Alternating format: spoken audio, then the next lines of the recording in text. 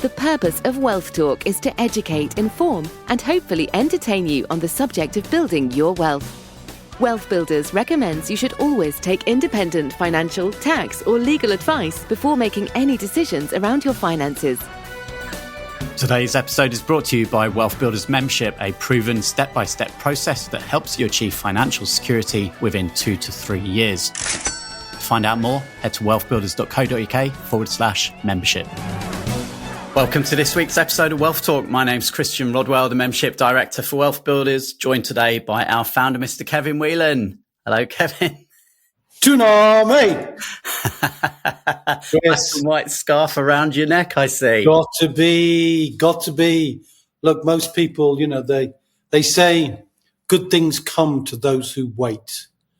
I've been waiting since 1969, Chris. And finally, my team won some silverware. I think they'd lost a key to the cupboard. They did, because it was empty. So finally they've got something. So waving the scarf for those of you that aren't watching the video here. And of course, we're referring to your beloved Newcastle United, although we wouldn't know that from your accent today, Kevin. No, well, it's just, a softening of the Geordie voice over years of living in London. Moved to London, in the mid-80s, and I've been here ever since. But joking aside, unless you're a Liverpool fan, and if you are, I do apologise, because I do love Liverpool. And my Liverpool friends have said, well, if we were going to lose to anybody, I'm glad it's you guys. So, I'm thrilled about that, and looking forward to another 50 years of nothing. But at least my brother and my sons were there at the game. And it was a thrill for them, so I'm delighted. And I think there was a bit of a Geordie bank holiday going on, but we're back to work now, and ready, willing, and able to share even more lessons from not just from ourselves, but the wonderful guests we've got. And you've lined up kind of almost like a star repeater, haven't you here? Suzi Carter, one of our good friends and commercial property expert. I was thinking there, how am I going to bridge this from football across to Suzi? Unless you're thinking of buying Wembley Stadium, then that would be a big commercial project, wouldn't it? But commercial property can be all shapes and sizes, Kevin. And some of our listeners may already be investing in commercial, and others who perhaps are residential investors might have an eye now on a different strategy, especially in light of some of the recent changes over the last couple of years within property. Suzi highlights some of those changes, but there's always changes. And there's always changes, not just in property, but changes in every aspect of your finance. We talked recently about budgets. We've got another budget up and coming. All of these things, you have to be flexible. You have to be aware of what's going on to see how it affects your wealth plan, assuming you've got one. And I call it being financially fleet afoot, meaning, like the goalie, you're able to flex and move when you see something that's either threatening you or is a big opportunity. Suzi refers to it as a yin and a yang in every situation, and there is. But you have to be aware of what's happening and then make a decision either with help. And that's why I love the community we're in, because we're surrounded with like-minded people who are building their wealth. So these things, they develop a sense of acuity towards them. They become more aware because other people are making them aware. Because in traditional jobs and businesses, you're not really made aware of things that affect your wealth. It tends to be something that's just affecting, average people, not how it affects you specifically for your long-term plan. So Suzi does hint at some of those things. Absolutely. And if you're a new listener to Wealth Builders, don't understand the concept, then you'll see on the logo of Wealth Builders, there are 7 pillars, and those equal 7 different asset classes that you can use to build predictable recurring income. And property, which we're talking about today, is one of those 7, Kevin. And within each pillar, there's many different strategies. And again, commercial is simply one of many strategies that can be chosen within the property pillar.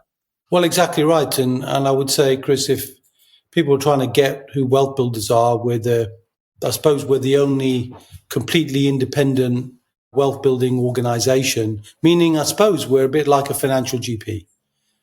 So we've got good grounded knowledge and information about all aspects of wealth, the IP of the 7 pillars of wealth, and there's still only 7, and they've been out now since 2004 when I when I wrote the book around that. And so nothing's really changed, even though I throw out that challenge. If you can help me with number 8, I've still got that case of champagne on ice, Chris. Nobody's claiming it yet. The point is, these are principles, and we're the GP who knows the principles. And wherever we need to call on a specialist, we're able to do that. And Suzi is one of our trusted specialists. So just as a doctor would do that, we refer to Suzi, amongst other specialists who do commercial property. Suzi's just one of those that we trust among others. Absolutely. Well, I think that's a good time for us to head on to our conversation today with Suzi Carter. Suzi, welcome back to Wealth Talk today. How are you? I'm good, thanks, Chris. How are you? Yeah, really, really good. Thank you. And you're no stranger to Wealth Talk, and wonderful to have you back again. I think one of the last times we were talking about Wealth Builders for families, and you were talking about some of the lessons that you're using with your children. And that was fascinating. I'll link to all of those in today's show notes. And of course, we talked about your background, many, many years in commercial property, Suzi. Just a very quick recap for listeners who are new to you. Yeah, so 30 years, slightly depressingly, actually, in commercial property. And yeah, I've got a corporate background, worked for lots of big corporates in London. And for about 10 years, I've been investing for myself in my investing company, mixture of residential and commercial. And I run the Commercial Property Academy, and I help people do great investments in commercial property. We're going to be talking today about why commercial property is still an exciting asset class, and especially in light of the recent UK budget and tax changes. And you're going to tell us about what you call the easy money opportunities in commercial. So can't wait to hear about that. But should we rewind back to the autumn budget? And there were some changes. So can we recap those? Yeah, sure. So I think kind of what the commercial property market was waiting for from Rachel Reeves before the budget. Obviously, there was a load of, do you remember how apprehensive we all were before that budget started? And I think what the markets were looking for was two things really, was business confidence and investor confidence. And investor confidence to basically have the confidence to go out and, really kind of start investing again. And obviously businesses are the tenants of commercial real estate. So, if businesses are happy, if businesses are investing, if businesses are confident, then obviously they're happy to pay higher rents, they'll take longer leases, and that's really important for the sector. And unfortunately, I don't think we got either from the budget. Now, obviously there's a yin to every yang. So, on the downside, the budget changes, obviously there was a lot of increase in wage costs. So, the minimum wage went up. The employers' national insurance went up. We also saw, there was going to be increases anyway in business rates. Rachel Reeves was trying to kind of lessen the impact in kind of retail, leisure, hospitality. But the blatant fact is that business rates in those sectors have doubled in 2025, or are doubling in 2025. And so, cost of business is really, really important in commercial, because rent is really a residual of all the other fixed costs that a business has. So if a business has got, high energy costs, which they've got at the moment, tick, high wage costs, tick, if the cost of goods has gone up as well, especially if, they're trading, they're retailers or trading goods, then what that means is that they have got less to spend on rent, basically, business rates has gone up, etc. So they've got less to pay on rent. And so that obviously means that rental growth is reduced, because affordability is just not there. So that's not great news. And what we're seeing coming out of the budget is that retail, leisure, hospitality, childcare, healthcare, they're all the sectors that are being affected by these wage increases, because they tend to employ people on the minimum wage. That's just the nature of the beast. And I've got clients who are in leisure and hospitality who are actually trying to automate a lot of processes so they don't need to bring people in. I saw a report from the personnel management. I think they did a survey of 2,000 firms, and there's a real lack of confidence in business at the moment, I think, because they're worried about rising costs, and they're worried that the government doesn't have a growth agenda as well. And so, that is definitely affecting business confidence. And, because, as I said, because businesses aren't confident, that means that potentially certain sectors falter. And then, on the other side, investor confidence, I think just the markets have been speaking for the last couple of months in terms of their reaction to the budget, in terms of the fact that they don't think that Rachel Reeves is on the right path. The UK bond yield reflects that. The cost of borrowing to the government has gone up because people don't feel confident in the government. And, market sentiment rules markets. So, if people are feeling jittery, if people don't trust the direction of travel, they're not going to be as confident to invest.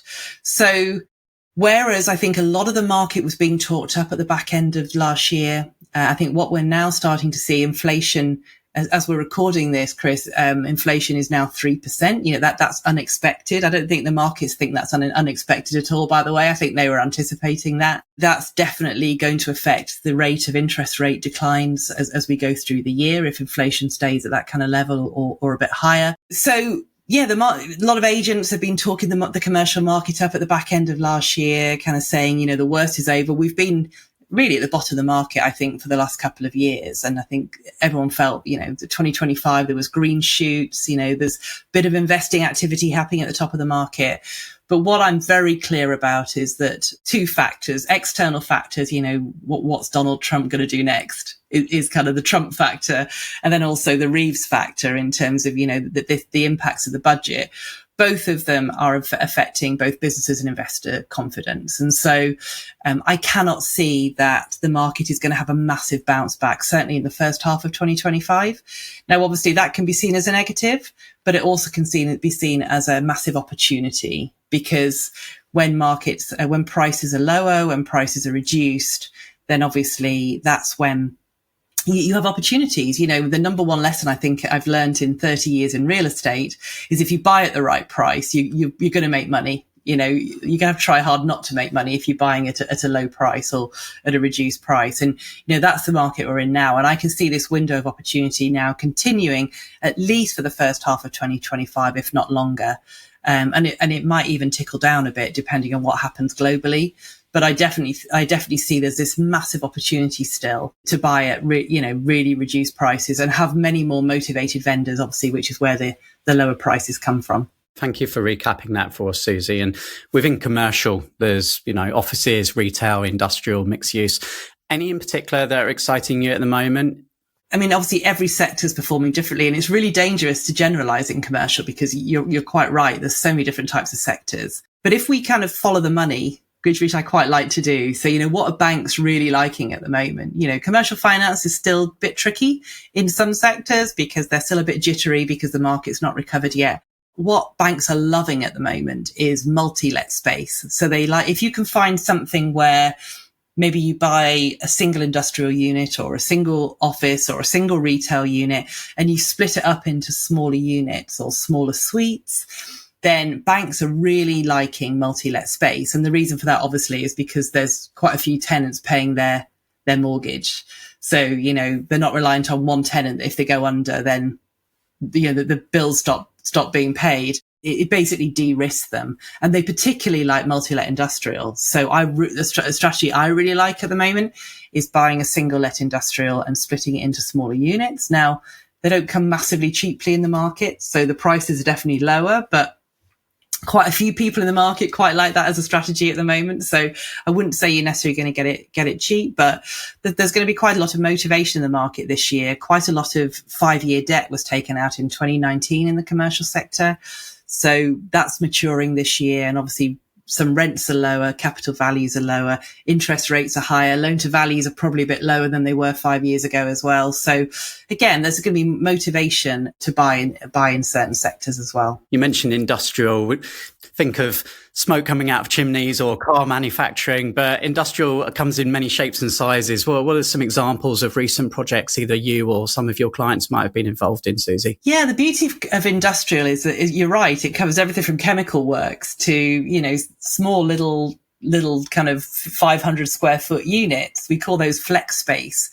And myself and some clients that are investing in that space And the beauty of that is that with the Class E changes that the government put in place, when after COVID, they basically put this new Class E in place, which includes retail, offices, healthcare, childcare, but leisure, some leisure facilities, but it also includes B1C, the old B1C class, which is industrial. The reason Class E was brought in was that you didn't need to go and change use, get a planning application to change use. You could do it automatically, and it was designed for town centres.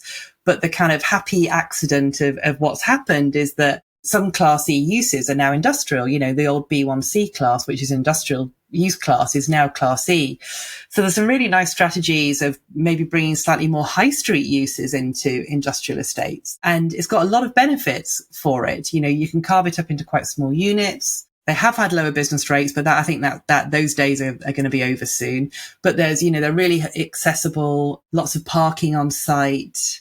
And, you just not got the expense of being in a town centre, and they're much more accessible. So that's quite a nice little strategy in terms of, kind of taking advantage of some of these changes and actually applying them in a different area. And when you talk about sort of carving it up, are we talking about splitting titles here? No, well, you can do, but really more physical. So the beauty of commercial, which I'll talk about in a minute, is that you don't have to necessarily do physical works. But, if you put a 2 or 3 breeze block walls, that's all it is, literally. You put some breeze block walls up. It's not top glamour in the world of industrial, that's for sure. You're probably talking maybe 30 to 50,000 to do that, maybe even a bit less than that. So, but you could just do that physically. And then, of course, you can split the titles if you want to.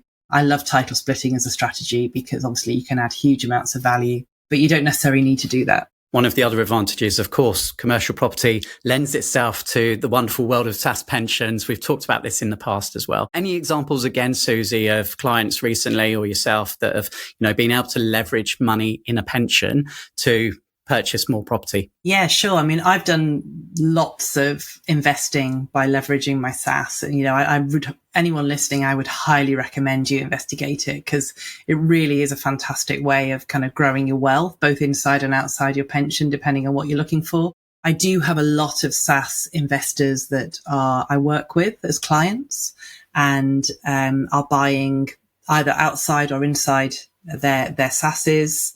I think one of the golden rules at the moment is to add value. So I've got a client at the moment who's buying, is buying industrial. So carrying on the theme, is buying industrial for about 300,000 and splitting it up into smaller units and being able to probably add about 150,000 to the value as a result. And the reason being is that there's more demand for the smaller size units. And then obviously that means that the rents are higher. So almost doubling the rents based off the smaller units. So yeah, in at 300, revaluation at 450-ish. And obviously then it depends as to whether you can leverage that. 50% of your SSAS pot you can leverage in mortgage. And obviously there is some money left in on that kind of deal, but you're not talking a great deal and you're talking a very quick payback. So, some really nice deals you can do that. And obviously you can get a full repairing insuring lease on those. So it's nice hands-off income, which is perfect for an equity pot or a pension pot. It's really, that's the beauty of commercial is you can get this hands-off income where the tenant will go in and have to do all the repairs. You just literally need to pay the rent. Obviously you need to keep an eye on them and make sure that they're behaving themselves. But other than that, it's a nice kind of way of holding pension money. I think you referred to the FRI list as one of the 8 wonders of the world on a previous podcast. That's right. Yeah. And if anyone's listening now who's a business owner and maybe they're still paying rent for their premises, so their offices, then this is something that, understanding how your SSAS can own that or buy that. And then you end up, paying the rent to yourself. That's that wonderful circular economy. Exactly. Yeah. And you can maybe even bring other tenants in. You can subdivide the space, which banks really like. You can bring other tenants in, which might even pay your rent for you. So it can work really, really well as a business owner. Our free download for you this week is the 7 reasons why every property professional must consider a SSAS pension, and find out how you can significantly boost your property business. In the guide, you'll discover how you can massively increase the ROI of your pensions, how you can take full control of your cost, and how you can pass your pension on as a tax-free legacy. Click on the link in the show notes to download the free guide right now. What are some of the other strategies that you would recommend to our listeners, Suzi? Well, I was going to kind of come on to this, what I call rather tongue-in-cheek, actually, I have to say, kind of easy money. So now, obviously, those of you who've invested and those of you who know about investments will know there is absolutely no such thing as easy money. So it is a bit tongue-in-cheek, because we all know that even if you're doing paper-based exercises, tenants are, can be difficult, it can be awkward. But the beauty of commercial property is that you don't have to do big redevelopments. You don't have to convert to residential. I literally have lost count of the number of clients who have come to me with projects they think where they have to repurpose into some other different use class, primarily residential. And then when we've looked at the numbers, actually just holding that property as commercial actually yields more money over 5 years than the conversion would, because obviously, the high build cost, the write-off period, etc. And so these paper-based asset management strategies, it's one of the beauties of holding commercial. So an example is buying a vacant property and getting it let. So when you buy a vacant property, obviously, because you're valuing on commercial valuations, which is rent divided by yield, so you're basically applying a multiplier to the rent. So you're not valuing on bricks and mortar value. A vacant property, therefore, when there's no rent coming in, there's no lease and there's no tenant, is worth less than an occupied property, because it's more risky. There's no income coming in. So therefore you've got to build in big void periods or whatever else in your calculation. And if a bank sends a valuer in, they'll look at it and say, well, obviously there's risk associated because it's empty.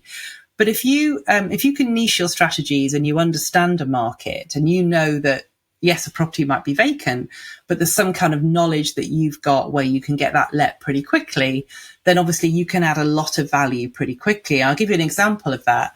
One of my clients recently bought a property post-auction. I think it was on the market. It was in the auction at 750,000. They bought it for 700 post-auction.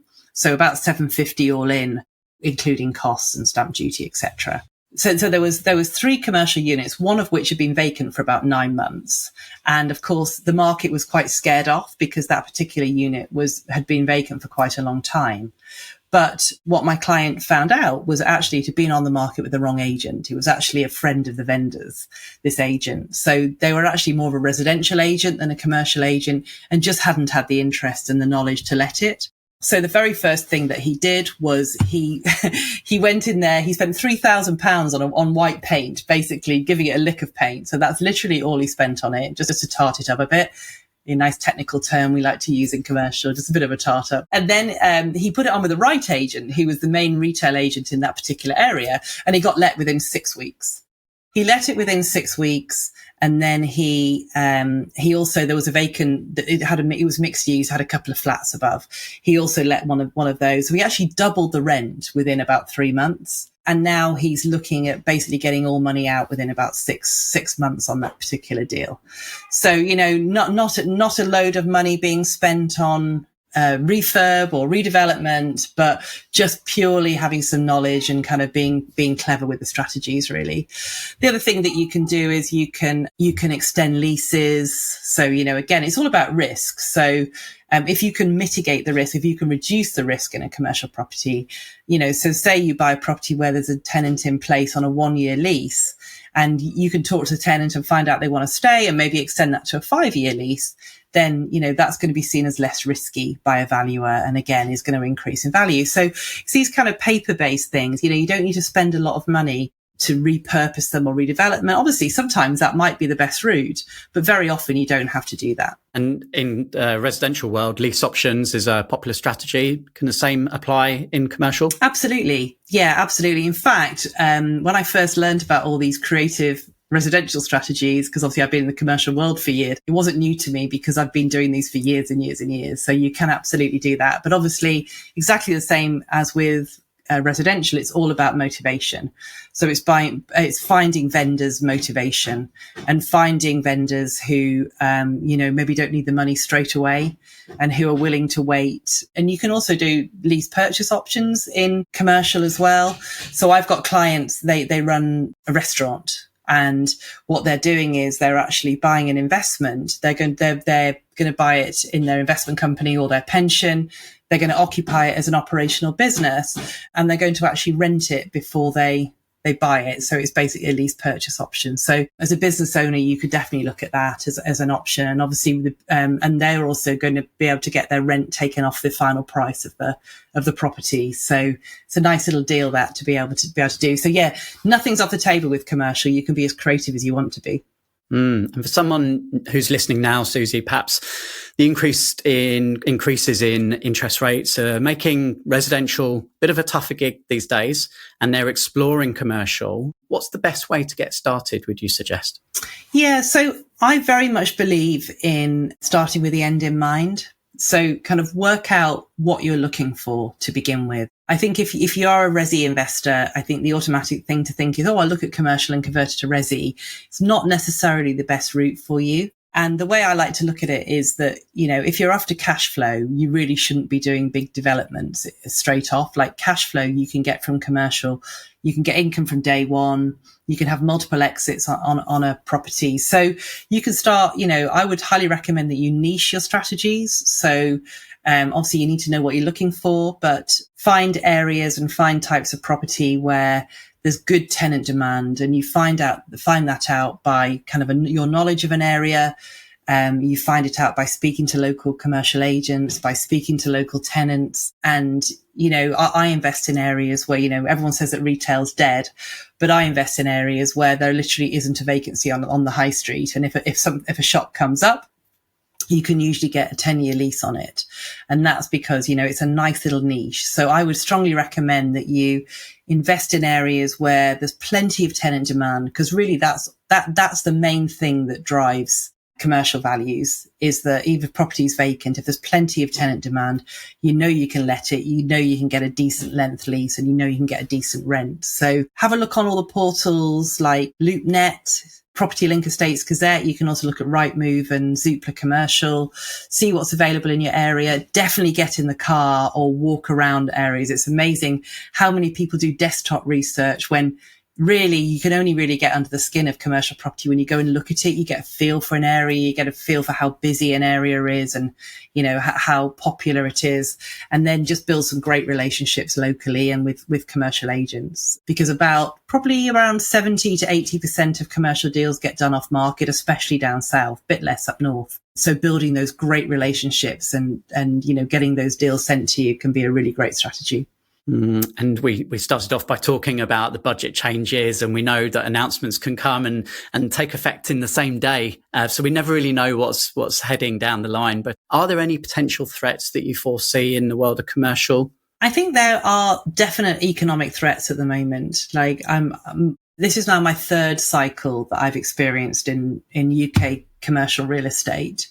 And, if you compare, we're in a down market now, if you could compare what happened in 2008 to now, obviously we've had nowhere near as much pain as there was in 2008. And I'm not necessarily saying that we're going to have it, but I do think that we just need to be aware that, with everything that's happening in the world right now, especially, if Trump starts bringing in tariffs and, if Rachel Reeves determinedly stays on her path and kind of inadvertently stifles growth, then, there are potentially economic threats, I think. Now, obviously, as I said, that does affect commercial property first. It definitely trickles down to residential, but I do think that it affects commercial first. But it's nothing to be worried about, because that's going to, if you're buying the right kind of property where there's good tenant demand, if you're not leveraged up to the eyeballs, you really can't leverage more than 75% loan to value on commercial anyway. So, you've got some wriggle room in there, but tenant demand is really important. Obviously, and you buy at the right price, which is very, very possible at the moment. And by the way, ignore asking prices at the moment, because agents haven't read the memo about the economy at the moment. So they're still talking the market up. And I definitely think that they're barking at the wrong tree at the moment. So just making sure that you're kind of following the fundamentals and hedging your risk. So I do think there's potential economic threats. It may not materialize, and we may kind of ride out of this. We are due kind of increases in prices. I just think it's delayed. So hopefully that will happen. But in the meantime, now really is the time to get into the market. I wasn't investing myself in 2008, but I was in the market working for Land Securities at that time. And I look back now and think, gosh, I wish I'd been investing at that time, because really it was one of those buying opportunities, not of a decade, of, 20, 30 years, really. And the beauty of commercial is that very often when we come out of an economic dip, prices rise again pretty quickly. I mean, obviously, it depends on the sector, it depends on the location, but really after 2008, prime property by 2010 really was really starting to recover very strongly. So, once commercial comes out of this, it comes out relatively quickly. Yeah. And you've been passing on your knowledge for many years, Suzi. Tell us a bit more about how you work with clients. Yeah, so I have various programs where you can work with me. I have, from a very low entry price where you can have an online course and then come to 6 weeks of group calls with me, which are basically deal clinics. You can work with me kind of relatively light touch, right through to my board where I work very closely with a small group of investors for 6 months. We meet up regularly. The board only opens every 6 months. It's open at the moment. We are always sell out of that relatively quickly, but there is a wait list that we hold. And on the board, I help people formulate their commercial strategies. I hold their hand through deals and obviously give them all the knowledge they need to be successful investors. If you pass on a link, we'll definitely add that in the show notes for today for you, Suzi. And we're recording this at the start of 2025. It's February now.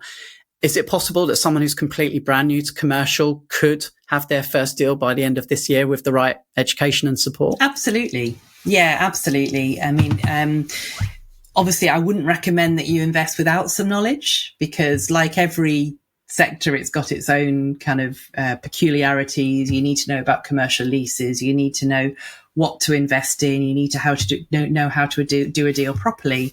But as long as you've got that kind of knowledge, then absolutely you can.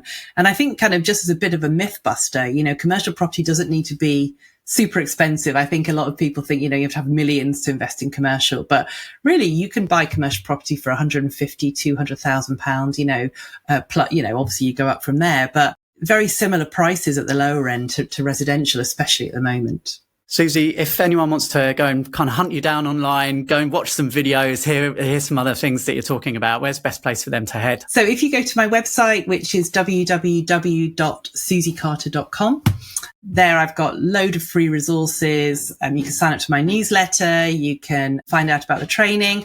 And I also, a little plug for my podcast, if that's all right. It's called the Commercial Property Podcast. Totally free commercial property advice. It's geared to SME businesses, so small investors who might want to be dipping their toe into commercial, or who are already investing and just want some good hints and tips on commercial property. Excellent. All right. Well, once again, I will point people your way, Suzi, in today's show notes. And as always, it's been brilliant speaking with you. Thanks so much for sharing with us today. Thanks for having me. Okay. Always wonderful speaking with Suzi. And before we dive into some of the points that were brought up there, Kevin, I'd like to actually say a big congratulations and thank you to one of our members.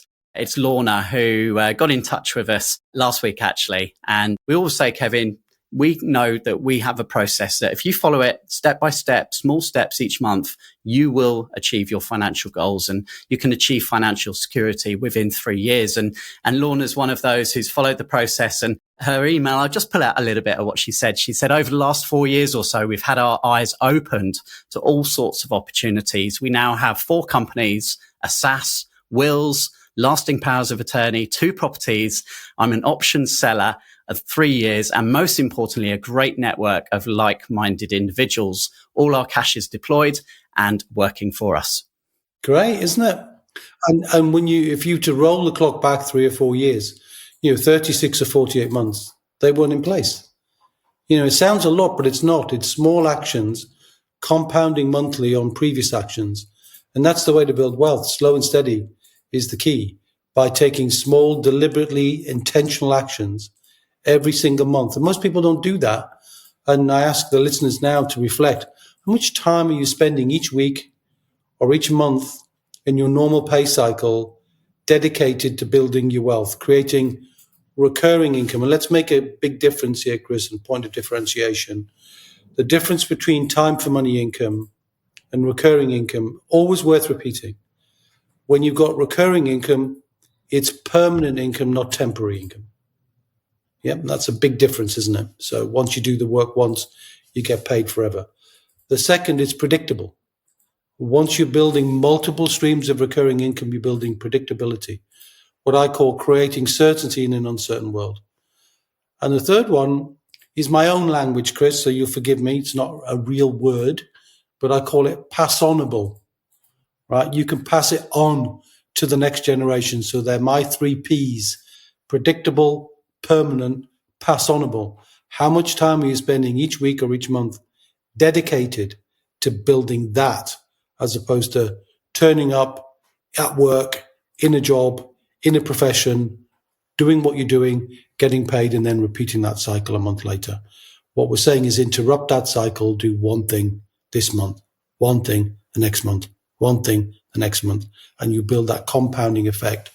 That's what we teach in the WealthBuilders Academy, Chris, and we always have a webinar to look forward to. Maybe you could showcase that, give people an option to join in and hear that with a little bit more detail so that they can really get what we do. And hopefully some people will see it's a right fit, and maybe they've been listening for a while, Chris, but haven't really taken the action. A lot of people tell me they listen to the podcast, but do they all take action? Well, when the student is ready, the teacher appears. Yeah, that's it. And you can always head to wealthbuilders.co.uk and look at the events section to find out when the dates of our next webinars are, and our live events, of which we have peppered throughout the year as well. In fact, I was speaking this week, Kevin, in Bournemouth at a property networking event, and someone came up to me and said, I've heard you so many times on the podcast. It's so nice to meet you. So, it's really lovely when we connect face to face with people that have been listening for a while. Yeah, and I was recently in Cardiff, and I'm off up to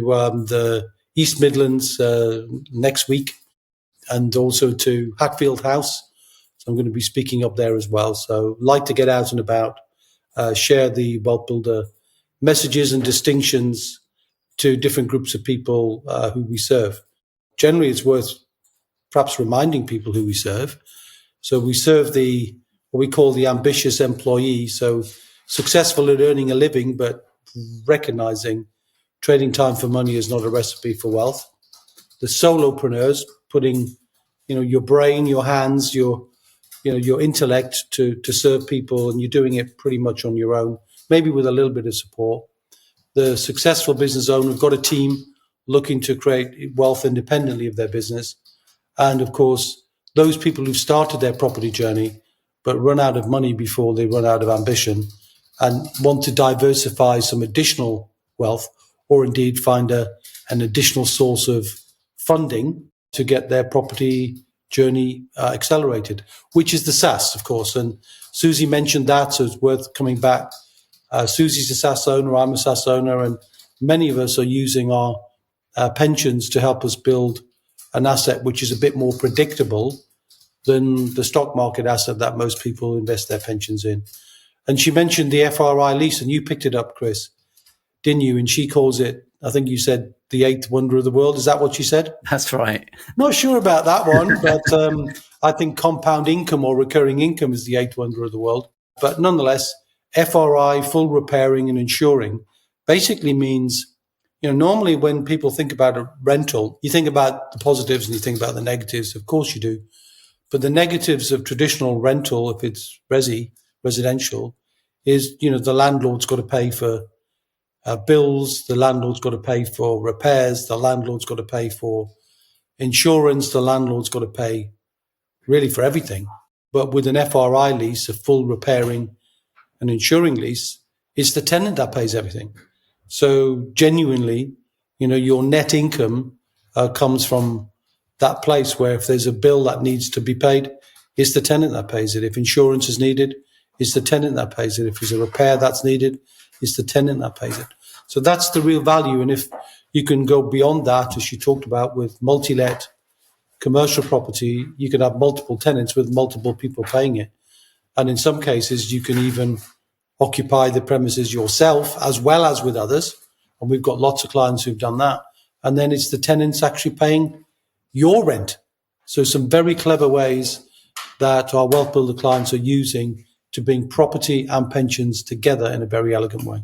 Absolutely. And many transferable skills from someone who is a residential investor to a commercial investor. We heard some of the same things, doing your research on tenant demand, understanding how the economic cycles can affect things, and building local relationships, agents. There's obviously a slightly different process, certainly some more education to be done around commercial if you haven't done it before. But, transferable skills, we've talked about this before, even people moving out of corporate world into business themselves, think of the skills, the years you've already built up and the knowledge you've already got, and try and transfer that across.